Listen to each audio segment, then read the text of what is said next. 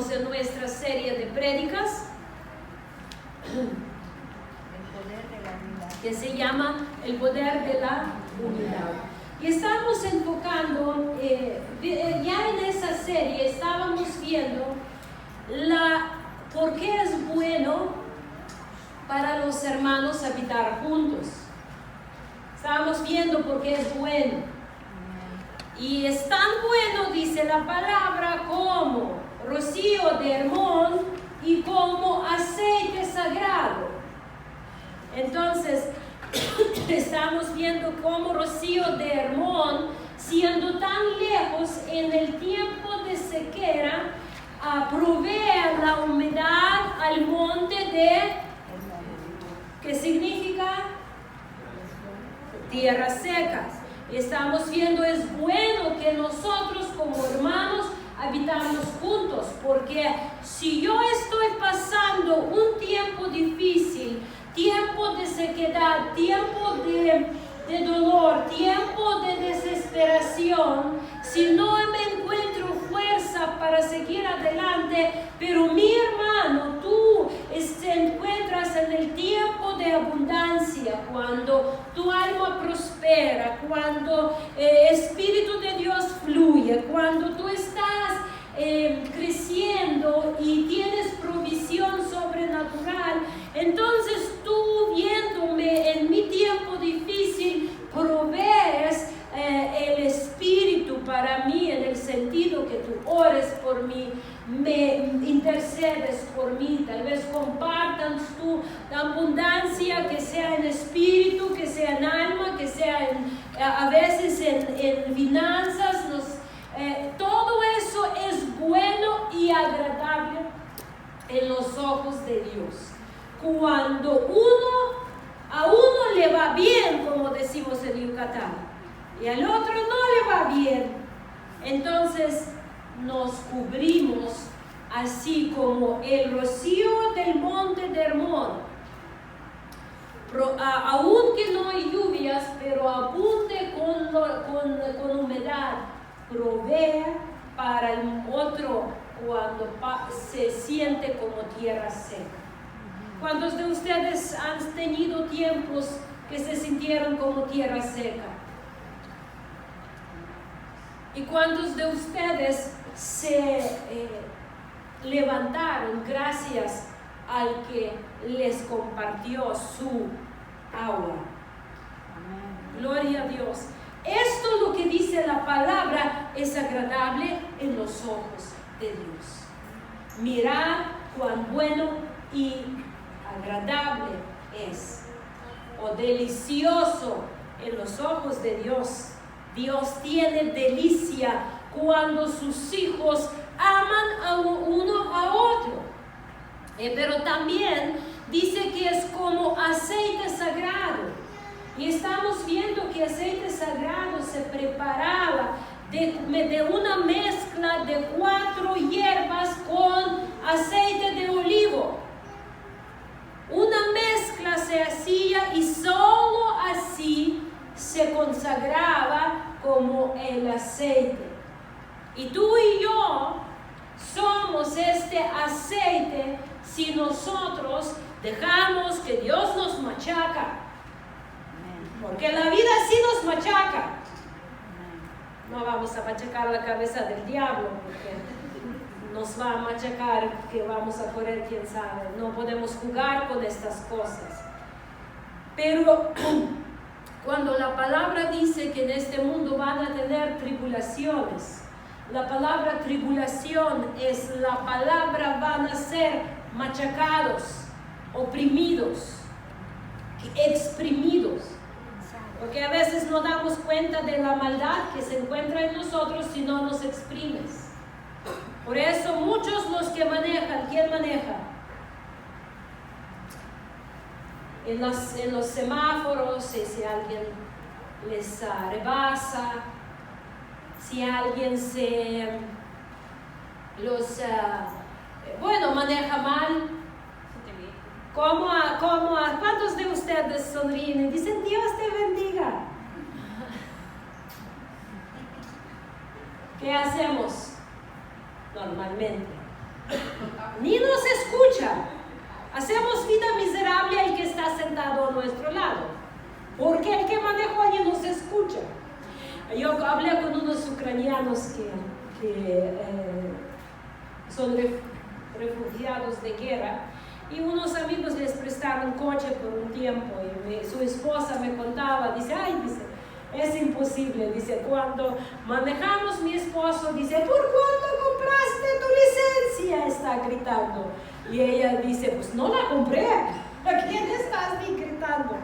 Y dice, ¿y tú por qué tienes esto? Y me contaba todas las cosas que yo moría de risa.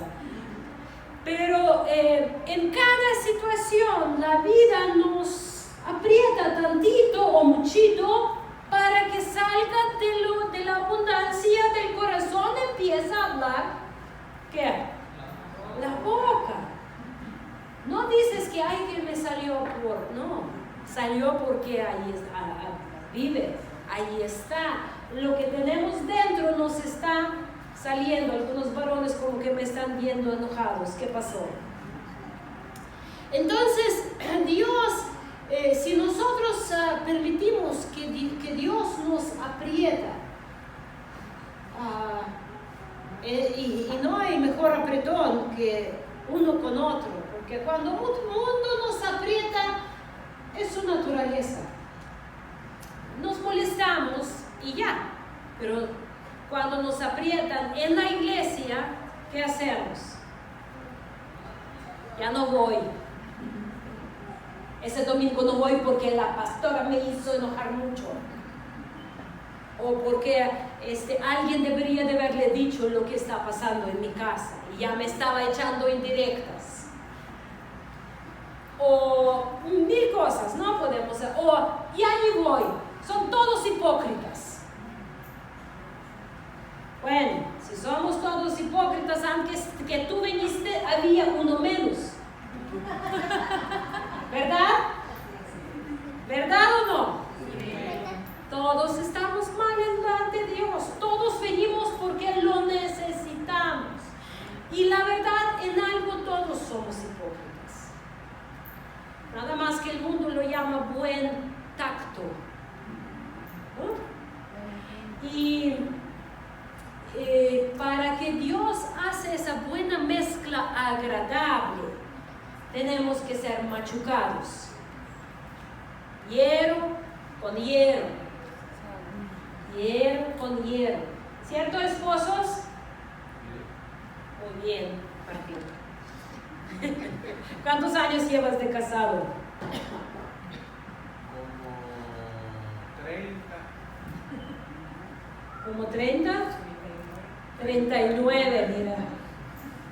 Está diciendo como 5 minutos bajo el agua, ¿no? Martín, Dios te amó mucho, por eso te dio Rosalba. A Rosalba no la amo tanto, creo. Poquito menos. Me amó Dios, pero a ella le dio paciencia. Sí.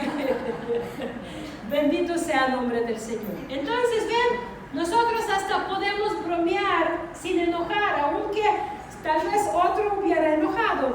Pero Martín, como me dijo, a mí de esa iglesia ni me sacan a patadas. ¿O como decías? No me voy aunque me corra. Eso, entonces ya estoy aprovechando. Muy bien, pero en realidad, ¿cómo nosotros podemos convertirnos en uno de verdad si no nos aprieta, no nos apretamos? Allí se está formando aceite, mezcla. ¿Dónde nos conocemos? Conocemos, decimos, ay, ahora el pastor se va a enojar. Y ya muchos saben de qué pastor se enoja. ¿Cierto? Y es normal en una familia. O se va a enojar pastora y todos saben de qué se enoja pastora. O se va a enojar hermano tal y tal, porque todos nos conocemos ya, porque convivimos, porque hacemos cosas juntos. ¿Cómo nos vamos a mezclar si no hacemos nada juntos? No se puede producir aceite porque si no nos mezclamos juntos. Si no vayamos en el calor de 40 grados, trabajar el terreno, recoger la basura, lo que hacíamos. Ahora, gracias a Dios, Dios nos hasta de eso escatimó. Nuestros hermanos, familia de Eric, tomaron cargo y están manteniendo la palapa ahí, preparando para el servicio y están sirviendo. Gloria a Dios. Hoy si ustedes de hecho dan cuenta, cantamos sin proyección. ¿Saben por qué? A ver, ¿quién sabe por qué no hubo canciones en la pantalla? No hay quien proyecta. ¿Y quién debe proyectar? ¿Por qué Francisco? Ah, mire, Francisco. Para todo se requiere ¿qué? Unidad, exactamente, mi entendimiento. Gracias a Dios, ahora hay varios hermanos que están ingresando para servir.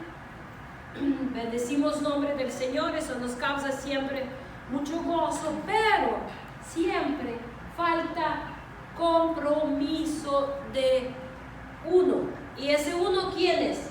Yo. ¿Más fuerte? Yo. Hay podemos hacer muchas cosas, hermanos, en realidad. Tenemos cámaras para transmitir en vivo, pero no tenemos quien se pone atrás de esa cámara con compromiso. Tenemos equipo para música, para alabanza, pero no hay quien. Queremos tal vez un pastor orquestra. Sería bueno, como en algunas congregaciones, nosotros en Ucrania tenemos dicho, el que cose, el que cosecha y el que toca la trompeta, que es la misma persona. Faltas tú, mi hermano, tu compromiso, no con pastor, no con pastora, con Dios. El aceite va a ser todavía más aromático si ingresas de compromiso tú. ¿Estamos bien hasta aquí? ¿Cómo que no les gusta esto? No importa. Tengo que decirlo, no me importa darles gusto, Entonces, si nosotros queremos ser parte íntegra del pueblo de Dios, tenemos que ser parte de ese aceite, porque es bueno y agradable. ¿Para quién? ¿Para quién es bueno y agradable? Para Dios, en primer lugar, y para nosotros. Y la fuente de bendición, tanto de rocío como de aceite, ¿de dónde viene? De Dios, de arriba. Rocío cae de arriba. No hay mano humana que pudo producir el rocío. ¿Y aceite de dónde viene? Del Espíritu Santo. El poder de aceite viene del Espíritu Santo, pero ¿quién produce el aceite? ¿No? ¿Quién machacaba? Nosotros tenemos que prepararnos y ser ese aceite, y Dios nos va a dar su poder. Y Dios, cuando nosotros lo derramamos, Dios entonces nos unge con el poder del Espíritu Santo. Dios los bendiga mucho. Entonces hemos visto esto. También habíamos visto, mis hermanos, que los enemigos de la unidad. Y el peor enemigo de la unidad, ¿qué es? Discordia. El que siembra discordia, el que anda allí soltando palabritas que separan, hablando cosas al oído o creando un círculo. Ven a tomar cafecito conmigo porque te tengo que contar algo urgente. Lo que me dijo, por ejemplo, Stephanie, la ministra. empezamos. Oh, pero tú todavía no sabes y empezamos a traer las discordias, separamos el cuerpo. El cuerpo podemos separar con las palabras, uno, y también podemos separarnos a nosotros mismos, porque decimos, yo no me mezclo con estos porque son puros hipócritas, chismosos y mil cosas. Yo mejor solito así, escuchando y no hacer nada. Sería bonito. Créanme, es así. Menos tiempo pasamos juntos, menos problemas tenemos. ¿Sí o no? Yo cuando era soltera, yo les contaba, pero cuando era soltera y estaba trabajando en ministerio de un seminario bíblico, y que yo daba clases 8 horas al día, y regresaba a las 4 de la tarde, súper cansada, pero llegaba a mi departamento que rentaba, allí entraba y pensaba, qué buena persona ya soy, madura, no peleo con nadie, llego en paz a mi casa, no hay ningún pleito, ningún nada. Y pensaba, qué madura soy. Les digo verdad, así yo pensaba. Qué madura soy. Pero cuando me caso, toda madurez salió a la luz. Todita, y sigue saliendo. Porque gracias a Dios, ninguno de nosotros llegamos a la perfección de Dios mientras estamos en ese cuerpo, para que nadie se gloríe pensando que yo soy más maduro que el otro. Ninguno. En el momento que tú crees que ya eres una manzana madura, bonita, rica, de ahí pum, y sale un gusanito. Y tú das cuenta, ups, Señor, sigo necesitando tu misericordia. Sigo necesitando tu gracia. Y en eso todos nos mantenemos humildes. Bendito sea el nombre del Señor. Entonces, el Salmo 133 enfatiza qué bueno y qué agradable es que los hermanos vivan juntos. Si no vivimos juntos en armonía como familia espiritual, con nuestros hermanos y hermanas en Cristo, entonces no tendremos la bendición ni la vida eterna. ¿Escucharon? Porque ¿dónde derrama Dios la bendición y la vida eterna? Dice Salmo 133, donde hermanos habitan juntos en armonía. Porque no, por eso la palabra de Dios insiste, no dejar de congregarse. Por eso la iglesia primitiva, como la llamamos, o los creyentes del primer siglo, discípulos de Mesías, se congregaban ¿cuántas veces a la semana? Diario. Y ninguno tenía coche, ni moto, ni bicicleta todavía. Caminaba para estar con hermanos juntos en armonía, porque sabían que voy allí donde Dios derrama la bendición y la vida eterna. Por eso Satanás hace todo posible para apartarnos del cuerpo de Cristo. Todo lo posible. En el momento cuando tú dejas de congregar, Él ya está celebrando la victoria. Porque a una oveja los animales la despedazan muy rápido.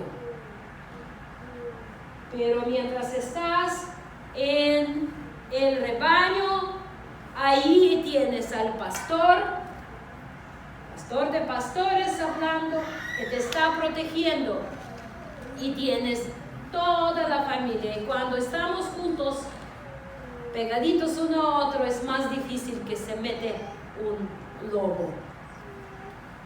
Dios nos bendiga mucho en entender esto. Entonces hemos visto por qué es bueno, hemos visto por qué es agradable, hemos visto los enemigos, principales enemigos de la unidad, y ahora vamos a ver unos consejos prácticos cómo practicar la unidad en la vida diaria. ¿Sale?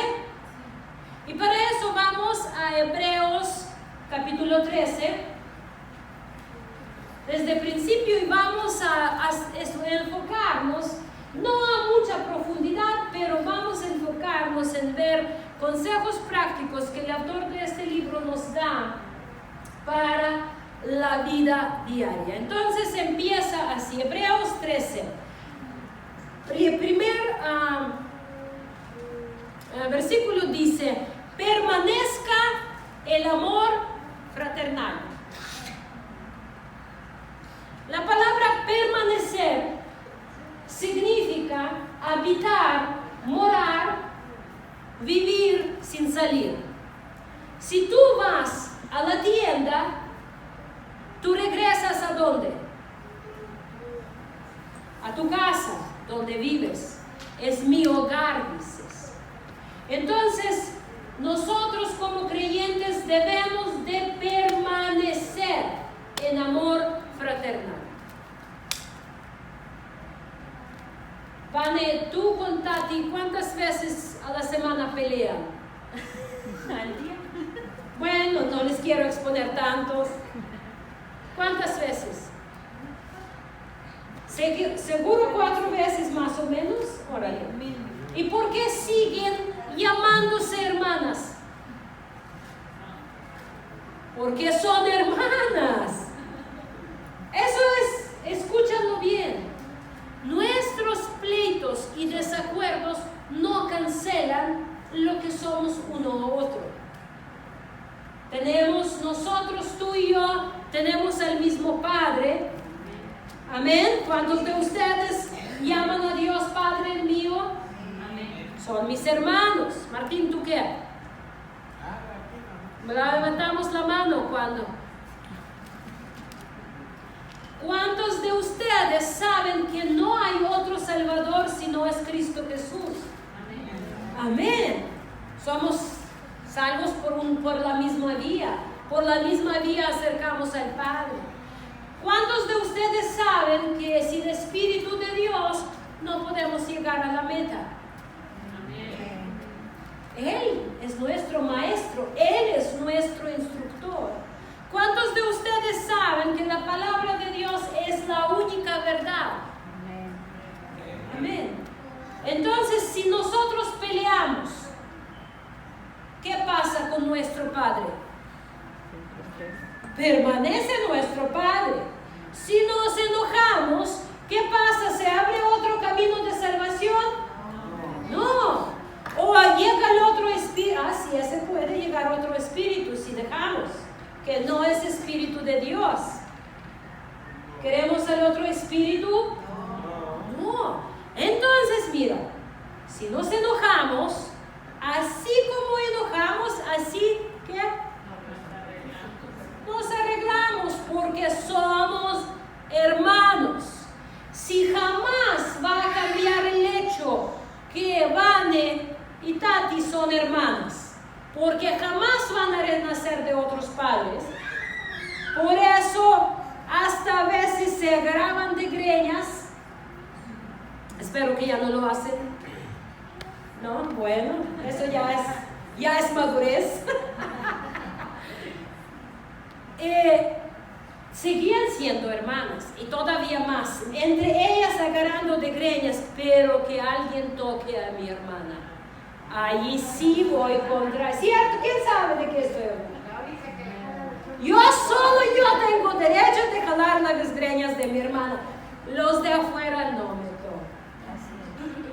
Esto es algo que el concepto de la familia, hermanos. Y si nosotros somos de veras la familia de Dios, vamos a tener el mismo sentir. Es mi casa. Si tú de veras amas y crees que es tu casa. ¿Cuántos de ustedes aman la casa de santidad? ¿Qué es esa congregación? Entonces, si nos enojamos, si no les parece, miren, ¿cuántos de ustedes creían cuando sus papás les daban instrucciones de niños y creían que exageran? ¿Cuántos de ustedes creen que tenían razón? Muchas veces es lo que nos sucede en la congregación. Cuando pastor les da una instrucción de la palabra de Dios, dicen, exageran. Hasta nos decían unos hermanos, es que son muy serios en esa congregación y muy exagerados. Y unos de ellos, si les digo la verdad, por lo menos recuerda una que me decía, pasó tiempo y ya pasó por el mundo y ahí hizo todo lo que quería, y dice, ahora recuerdo que todo lo que me decía pastor me hubiera salvado de todo lo que estoy viviendo ahora, porque los papás no son exagerados, ellos ya vivieron la vida, ya sufrieron los golpes y saben y hacen todo lo posible para que no te pase lo mismo. ¿Cierto, papás? Cierto. Entonces, viven en amor fraternal. Si yo salgo de la fraternidad, ¿puedo vivir el amor fraternal? No. Permanezcan en amor fraternal. Aunque con algún hermano tú lo miras y te vuelve el estómago. Ay, qué gordo me cae, dices. No lo soporto, no lo aguanto, no quiero verlo jamás. ¿Cuántos de ustedes saben de qué estoy hablando? A ver, honestamente. A ver, no sean mentirosos. Levantan la mano porque sí. Pero ¿saben qué te voy a decir? Sigue siendo tu hermano. No tienes que vivir en la misma casa con él. Gloria a Dios. Aunque en el reino de Dios, ¿quién sabe? Porque Dios tiene buen sentido de humor. ¿Quién sabe cómo nos va a sanar para la eternidad? ¿Con qué? Pero, gloria a Dios, somos hijos de la casa de Dios. No somos callejeros, no somos abandonados. Aunque el mundo nos abandona, esposo puede abandonar, los padres te pueden abandonar, pero Dios está con nosotros. Sigue siendo Emmanuel, Dios con nosotros. Entonces, varios consejos prácticos para practicar la unidad. Entonces, permanezca el amor fraternal. ¿Cómo? Versículo 2 nos dice, hospitalidad. Sean hospitalarios. ¿Me escuchan? ¿Qué significa ser hospitalario? Es abrir tu casa para recibir tu familia espiritual. Yo cuando estaba en el Instituto Bíblico y nosotros como alumnos, como estudiantes andábamos predicando, viajando, luego yendo, visitando uno a otro, siempre quedábamos en la casa de los hermanos. Y no créanme que solo los que tienen casa grande deben de ser hospitalarios. Es un mandamiento para todos que debemos desarrollar tú y yo. A mí me tocaba cuando nosotros recibíamos visitas y llenábamos los pisos, poníamos colchas sobre piso, llenábamos de la gente. A mí me tocaba dormir en la tina. En la tina. ¿Saben qué es tina? Es donde se baña, sí. Literal, honestamente, porque ya no hubo espacio. Los pisos llenos, las camas llenas. y yo dormía en la tina. Agarraba una colchita y una almohada. Es gozo del Señor. Muchas veces creemos que, me da pena porque mi casita es humilde, o me da pena porque no tengo espacio. Mira, si tú te dispones para ser hospitalario, tú puedes experimentar el gozo, como dice algunos, sin saberlo, hospedaron ángeles. Literal, que a Dios manda la gente, ángeles mensajeros espirituales, tanto como físicos. Muchas veces nosotros, es que es mucha lata y mucho compromiso. Claro que sí, que es mucho compromiso, es menos responsabilidad si no recibes a nadie en casa. Créanme, es una responsabilidad preparar su cuarto o preparar su camita si no tienes cuarto, su esquinita, pero lo que tienes y dispones, Dios va a llenar tu casa de gozo. Porque aquí viviendo en Cancún, muchos tal vez van a decir, llega mi familia de México sin advertir y llena mi casa para vacaciones, y allí lo aguantamos. Y no nos importa que dormimos en 3 pisos. Pero cuando se trata de ofrecer la casa para unos misioneros, para unos ministros, para unos refugiados, sin saber que no gano nada, o tal vez todavía tengo que invertir y voy a pagar más de agua, voy a pagar más de luz. Si tú no permites que Dios te use como para recibir la gente, jamás vas a experimentar la abundancia de la provisión de Dios. Tomen retos, sean hospitalarios, abren. Muchas veces nosotros somos tan delicados y entiende la corrupción que vivimos, pero no pasa nada si hasta tu cuarto compartes con alguien. Yo cuando estudié en Canadá, cuando llegué a Toronto, y me recibió una familia pastoral, los que conozco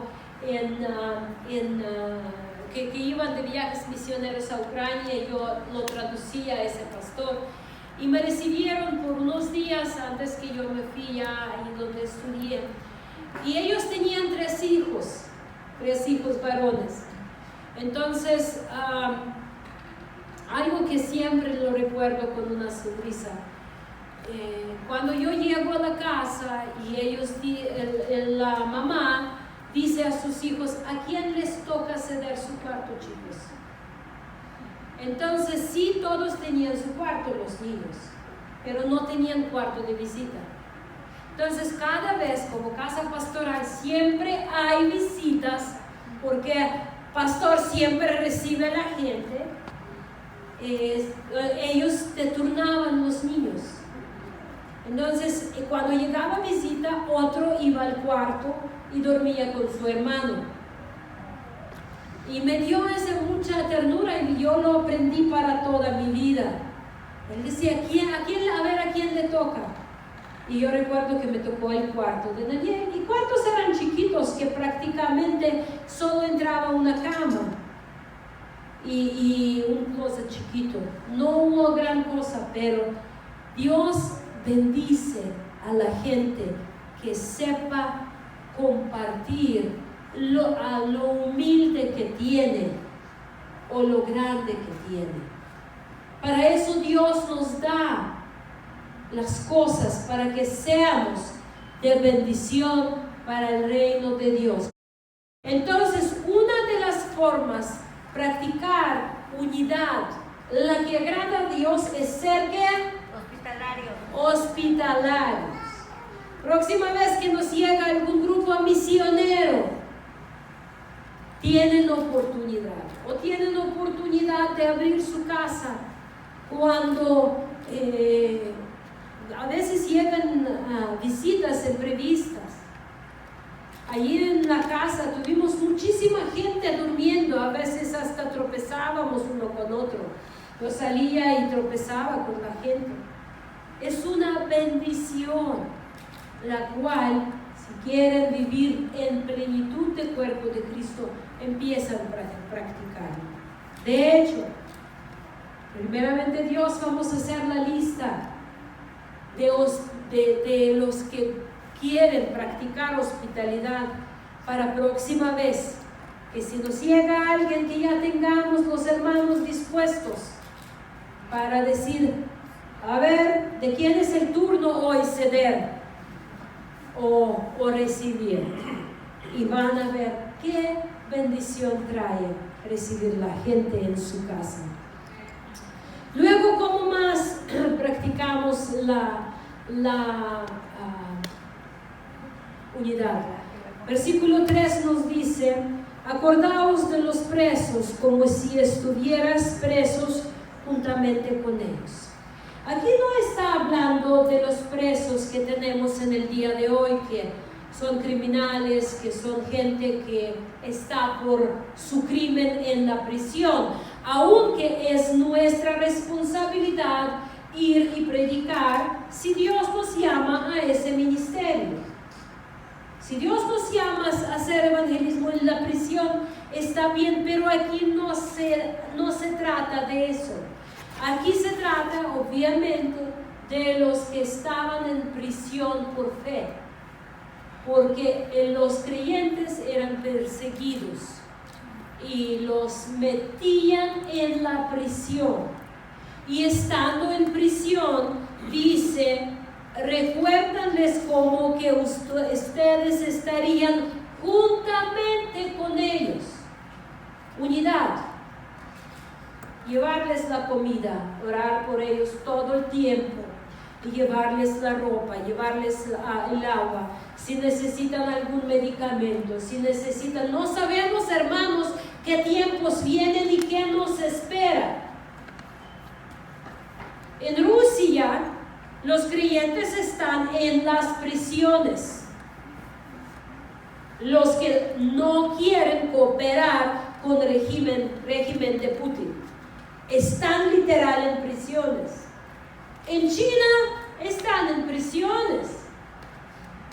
En Canadá, en este tiempo, había un pastor, el que opuso todo lo que estaban haciendo ahí con la pandemia y con todo lo que contradecía la Biblia. Lo multaron y lo pusieron en prisión. Apenas salió y le devolvieron todo dinero y todo. Dios lo llevó lo expuso toda maldad que le hicieron. No sabemos. Yo tengo un primo, esta vez que fuimos a Estados Unidos, ya pastor lo conoció, vive ahora en Estados Unidos, ya es grande, ya tiene 70 y tantos años creo, pero él, teniendo 6 hijos en Unión Soviética, en los tiempos de Unión Soviética, teniendo 6 hijos, lo metieron en la prisión porque encontraron Biblias en su casa, solo porque encontraron Biblias en su casa. La Biblia, la cual tú ni quieres abrir, hay gente que estuvo en prisión por conservarla, estudiarla y predicarla. En esos tiempos, cuando llegaban soviéticos a una congregación y lo hacían de escondida en casas, y si encontraban, depende de tiempo, o metían a todos grandes a los cárceles y a los niños llevaban a orfanatos. Y tú dices que te va difícil, y tú dices que te complica llegar a la congregación a tiempo, o tú dices que es caro, o tú dices 1000 cosas. En realidad, hermanos, debemos de gozarnos de la libertad que Dios nos da, y no gozarnos brincando en casa cuando tenemos que estar en la iglesia, porque tenemos que habitarnos, hermanos, juntos en los tiempos que vienen.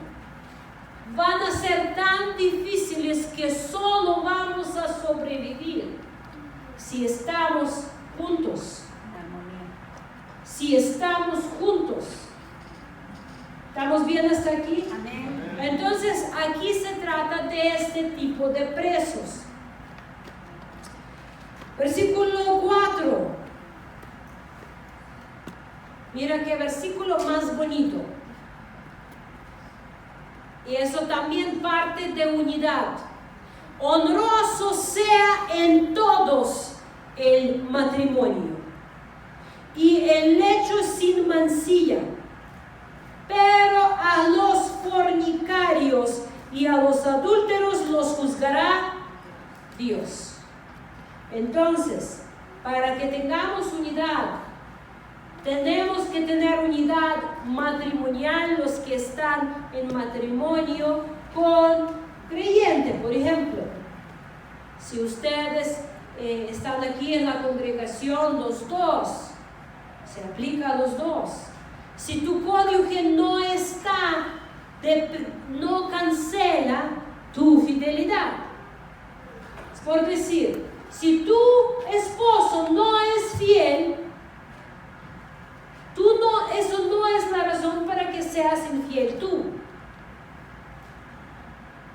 Entonces es muy importante. Ahora, honroso sea en todos el matrimonio. La palabra honroso significa respetado. Significa respetado en todos los sentidos. Un matrimonio es la unión del espíritu, alma y cuerpo. Y para que un matrimonio sea honroso, debes cada día practicar uno de tres hilos. ¿Cuáles son hilos en el matrimonio? Espíritu, alma y cuerpo. Entonces, para que de veras tu matrimonio sea honroso, tienes que cada día aplicar por al menos uno de los hilos. Escuchan bien, matrimonios. O orar juntos, o que es emocional, platicar profundamente uno con otro, derramando sus cosas, hablando de la profundidad de lo que vives, lo que sientes, compartir cosas del corazón. O tercero, que es físico, tener relaciones sexuales. Por cada día, por al menos uno de los tres. Tres es lo mejor, obviamente. Pero cada día uno de los tres. Entonces tu matrimonio va a ser muy bien hilado, o hilado se puede decir, formado, honroso. Uno de los tres. Escríbenlo y recuerdan, es muy importante. Y el lecho sin mancilla. Y aquí está hablando sobre fidelidad. Fidelidad. Igual en tres. Tú no puedes, si tú como esposo o esposa no tienes buena relación con tu marido o con tu mujer, ir y invitar a tu compañera de trabajo a tomar café contigo y derramarle tus cosas del corazón, tu necesidad emocional. Eso ya es una mancha en el matrimonio. Y luego dice, a los fornicarios y a los adúlteros los juzgará Dios. Los fornicarios son los que tienen relación sexual antes de matrimonio. Adúlteros son los que tienen fuera de matrimonio. ¿Estamos bien? Amén. Okay. Es algo muy importante. Entonces, los que practican sexo antes del matrimonio los juzgará Dios. Los que practican sexo fuera de matrimonio los juzgará Dios. Ahora, cuando dice Mesías que si un hombre mira a una mujer o una mujer o un hombre con los ojos de concupiscencia, de deseo sexual, ya está adulterando en su corazón. Si dice la palabra de Dios. Entonces aquí, ¿qué implica, mis hermanos? Ni pornografía, ni masturbación, ni cosas que implican deseo a otra persona no pueden ser practicadas por uno que quiere tener unidad con el cuerpo de Cristo. Porque en el momento que tú lo haces, ya tu casa está dividida y en este momento hay división en la congregación. Ya tú estás separado por las manchas de tu vida. ¿Tiene sentido como lo estoy explicando? Sí, amén. Entonces, está muy derecho la palabra de Dios. Y lo estoy hablando, no importa que aquí están niños porque tienen que también estar aprendiendo. No estoy hablando muy explícito, pero ¿estamos bien? Amén. No puedes buscar satisfacción sexual fuera de matrimonio. Si es con una persona o con una computadora o con un juguete o con imaginación, hasta la imaginación, mis hermanos, tenemos que guardarla pura porque la palabra dice que Dios juzgará nuestras acciones e intenciones. Y si nosotros queremos ser uno con el Espíritu de Dios, con la palabra de Dios, tenemos que guardar. Honroso sea en todos el matrimonio. No puedes andar buscando gusto con otra persona, ni con máquina, ni con virtual, ni con digital, ni siquiera imaginario. ¿Estamos bien hasta aquí? No voy a extender aquí más de esas cosas, tal vez vamos a hablar más en el evento que matrimonios que vienen. Y luego, versículo 5, es también muy importante. Sean sus costumbres sin avaricia, contentos con lo que tienes ahora. Porque Él dijo, ¿Él quién? No te desampararé ni te dejaré. De manera que podemos decir confiadamente, el Señor es mi ayudador, no temeré lo que me pueda hacer el hombre. Entonces, sean sus costumbres sin avaricia. Apóstol Pablo en varias ocasiones dice que avaricia es idolatría, porque es adoración a Dios. ¿Cómo se llama ese Dios? Mamón. Es un Dios de los bienes materiales. En el momento que tú empiezas a desear lo que tiene otro, desear y decir, ¿por qué ese tiene? Yo también lo merezco. Y para ser avaro puedes tener, a veces no tienes nada, solo tal vez dibujo del coche de tus sueños que estás visualizando según el Evangelio de Prosperidad, que lo haces visible y ese coche lo llamas, como ellos dicen, del mundo espiritual al mundo físico. Esto es avaricia, porque la palabra de Dios dice, sean sus costumbres sin avaricia. ¿Qué significa esto? Es muy importante. ¿Qué es la costumbre? Una costumbre. Es una manera de Lo que haces frecuentemente, lo que es una manera de vivir. Está hablando a nosotros como la congregación. que con nosotros tratemos uno a otro sin avaricia. Me da a veces mucha pena cuando estoy siendo testigo, cuando la gente trata de sacar provecho de otro dentro de una familia.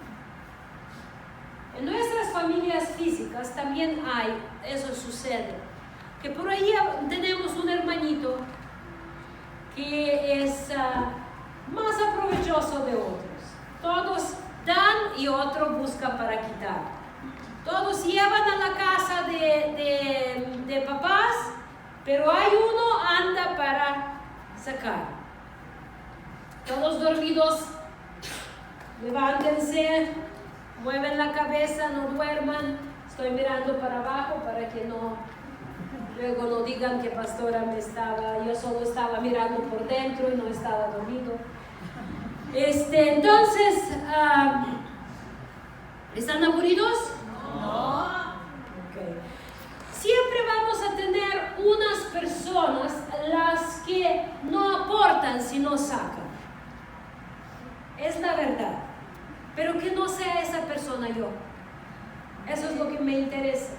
Yo no puedo decidir qué anhelas y qué buscas tú. Pero yo puedo decidir lo que anhelo y lo que busco yo. Yo decido si yo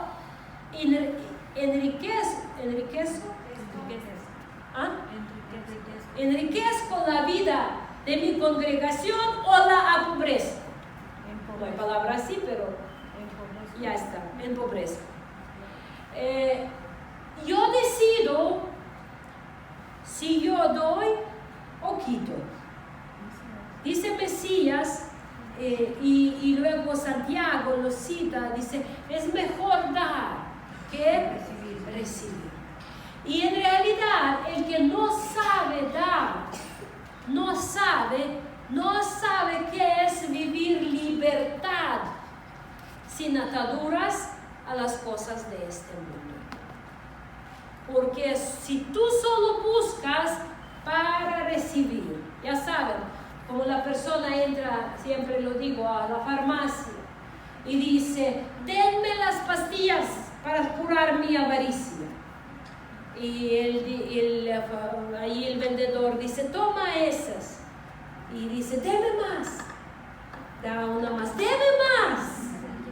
Y deme más. En realidad, nuestro Mesías dice que Él se empobreció, entregó todo, hasta dejó la gloria para enriquecer a nosotros. Yo quiero ser como Él. Y yo no estoy hablando de cómo practican entregar tu casa. Yo estoy hablando de estilo de vida.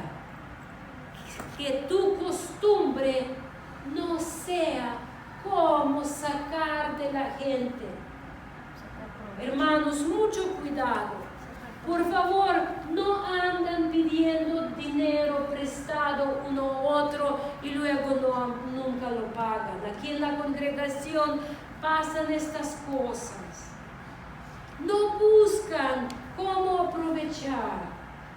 No buscan, si hay alguna necesidad, preséntanla a nosotros como pastores y la presentamos, investigamos si de veras es una necesidad y lo presentamos en la congregación. No aprovechen a los hermanos que están trabajando tan duro. Y ustedes tal vez, habían casos que tú ves que uno de los hermanos tal vez gana un poquito más o tiene un poquito más ahorrado y allí andan buscando y pidiendo. Es una vergüenza, mis hermanos. De veras, no lo hagan. Cuando hay una necesidad verdadera, acércanse y platican y oramos y entregamos el caso al Señor. Y si Dios lo dispone, cooperamos y ayudamos.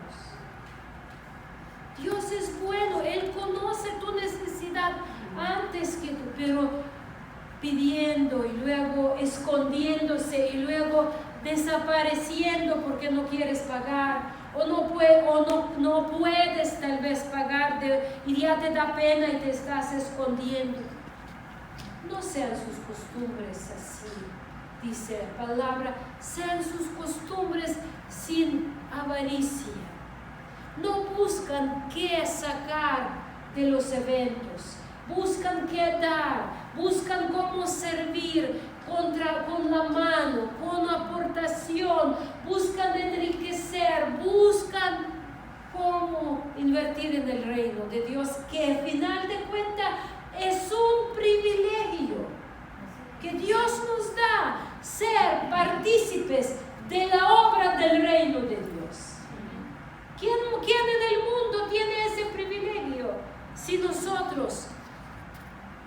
Y dice, no te preocupes.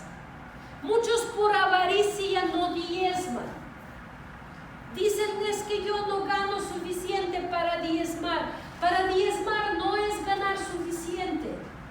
Si tú recibes 10 pesos, uno es del Señor. Punto. Y eso dice la palabra de Dios. Y aquí en esta congregación ustedes saben que de su diezmo nadie se enriquece, porque todo se va a la obra de Dios. Así es, amén, gloria al Señor. ¿Ustedes saben cuánto nos salió la palapa? Como la tenemos ahora. ¿Alguien quiere dar un número estimado? 25,000. ¿Cuánto, hermana? 25,000. Hermana, usted vive en el siglo anterior. 80,000. Mis hermanos, qué ingenuos son. Por el material. Y eso nos salió todavía. Esa palapa luego nos estimaron cuesta mucho más. ¿Saben de dónde llegó ese dinero? ¿Ustedes? ¿Del diezmo? No. Diezmo no se maneja ahí. Diezmo se ocupa para los gastos aquí. ¿Alguien sabe? Ofrenda. ¿Ah? Donaciones, sí, parte, gran parte. Ofrendas. No, bueno, sí, ofrendas lo que contábamos. La cosa es que nadie sabe, porque nadie pregunta si tenemos suficiente. A lo que yo voy, mis hermanos, que ustedes saben que aquí nadie les saca dinero y nadie aprieta. ¿Cierto o no? ¿Sí o no? A ver.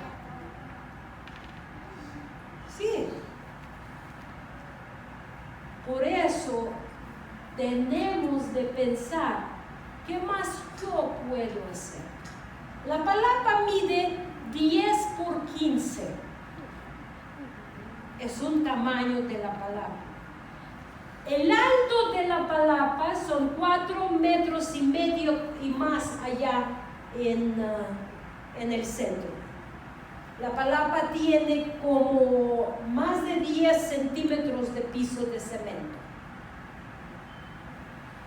Entonces, el material que se ocupó, la madera gruesa, luego donde no lo terminaron, lo que tenían que terminar, eso ya incluye lo que hizo refuerzo y todo.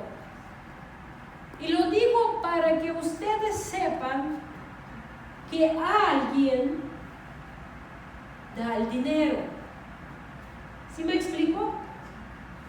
Que alguien pone y a alguien no duele dar para la obra de Dios. Porque si juntamos lo que entró de nuestras ventas, entró muy poquito. Pero había gente que puso unas cantidades fuertes. Y de allí se aplicó. ¿Por qué lo estoy diciendo? Para que sepan que aquí no hay de dónde enriquecerse el pastor. ¿Sí me explico? Todo se aplica. No solo lo que nos entra, aquí pagamos la renta, gloria a Dios. Tuvimos que cambiar, por ejemplo, nuestras bases, 3 bases de las lonas, porque se descompusieron. Casi 2,000 pesos de una así se va. Y gloria a Dios, nadie aprieta a nadie porque dependemos de Dios. Y esa congregación desde el principio, desde el mero principio, dependía de Dios. No de diezmos, no de ofrendas. Por eso, tú puedes ser parte muy importante de lo que Dios está haciendo, de los milagros, donde sabemos, sin tener nada, poder hacer y cumplir la visión de Dios. Muchos de ustedes, cuando yo conté, o algunos de ustedes ahora, cuando yo les dije la cantidad, están pensando, fue mucho, pudiéramos haber hecho más barato, y varios están pensando en ese sentido. Arrepiéntanse, porque para Dios o lo hace lo mejor o no se hace. ¿Estamos bien hasta aquí? O se hace lo mejor o no se hace. ¿Por qué? Bueno, ni pensaba hablar de eso, pero a lo que voy, que sean sus costumbres sin avaricia. No piensan cómo quedarse, piensan dónde más puedo yo invertir en el reino de Dios. Cuando Judas reprendió a la mujer que derramó perfume sobre los pies de Jesús y dijo, pues eso podríamos dar de comer a los pobres, aunque ni pensaba en los pobres. Mesías dijo, déjala porque está invirtiendo en lo que hay que invertir, en la persona, la que está sobre todo, la que merece lo mejor, la que es el dueño de la vida. Y si nosotros aprendemos a vivir sin avaricia, hermanos, nuestro corazón conoce una libertad. Y Dios te convierte en una fuente de bendición, donde tú puedes, nada es tu dueño, si no es Dios. Cuando tú sabes, si Dios da, Dios quita, gloria a Dios. Pastor y yo nos estamos preparando a ir a Ucrania.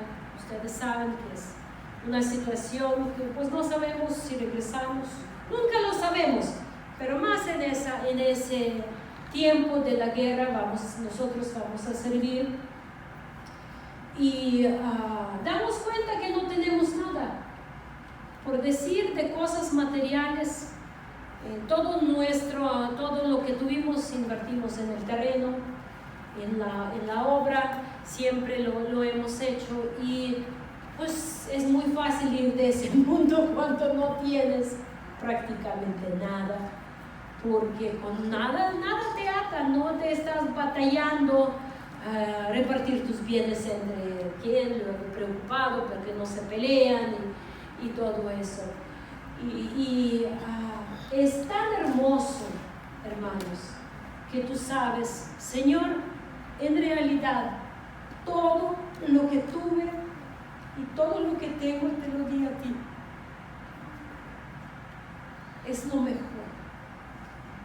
Mi mamá siempre me decía, ay, mi hija, los papás como que lograron a sus hijos a muchos papás lograron dejar alguna herencia, una casa, un terreno de buen valor, yo no logré nada para ustedes. Y yo le decía, mamá, usted nos dio dos, ya ustedes escucharon, ya lo dije muchas veces, usted nos dejó 2 cosas más importantes para esta vida. Número 1, conocimiento de Dios. Y número 2, una profesión. Con conocimiento de Dios vamos a tener vida eterna. y la casa eterna.